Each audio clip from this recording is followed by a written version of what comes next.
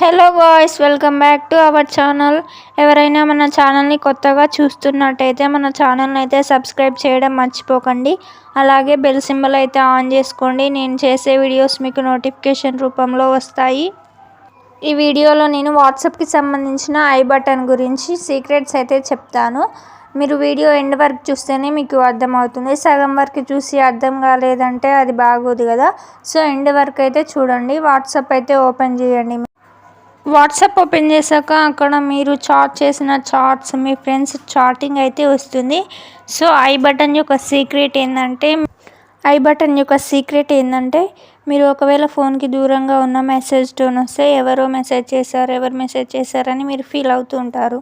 So అలా కాకుండా మీ ఈ రింగ్ టోన్ వల్ల మీకు ఎవరు మెసేజ్ చేశారో తెలిసిపోతుంది. సో ఇలా సెట్టింగ్ ఆన్ చేసుకుంటే మీకు ఇష్టం వచ్చిన వాళ్ళకైతే ఈ సెట్టింగ్ ఆన్ చేసుకోవచ్చు.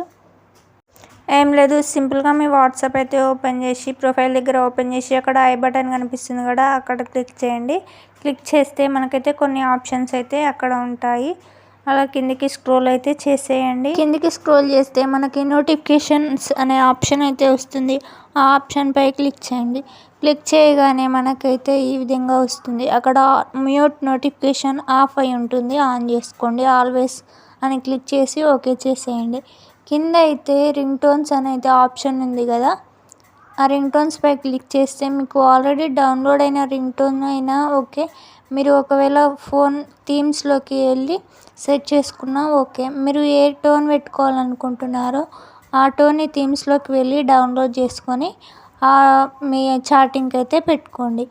సో అప్పుడు వాళ్ళు మెసేజ్ చేసిన మీరు పెట్టుకున్న టోన్ వస్తుంది కాబట్టి స్పెషల్గా వాళ్ళు మెసేజ్ చేశారని మీకైతే తెలిసిపోతుంది.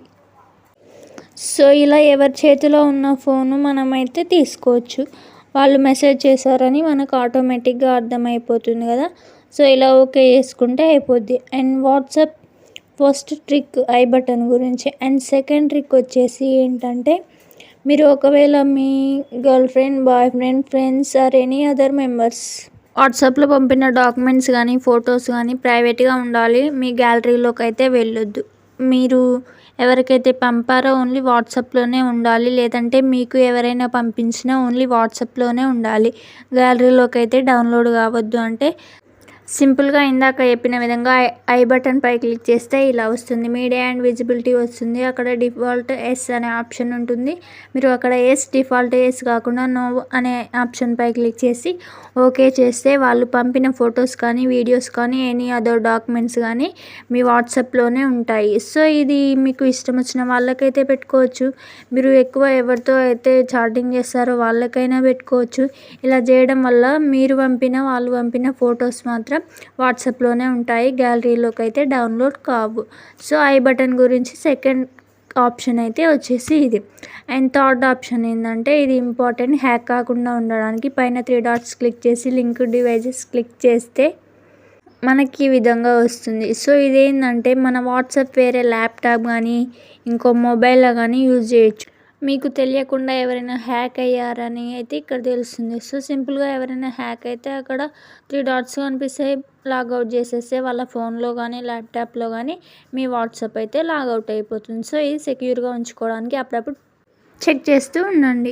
ఇవాళ ట్రిక్స్ వచ్చేసి ఇవి. సో ఇంకా ఎవరైనా మన టెలిగ్రామ్ ఛానల్లో యాడ్ కాకపోతే నేను డిస్క్రిప్షన్లో లింక్ అయితే ఇచ్చాను.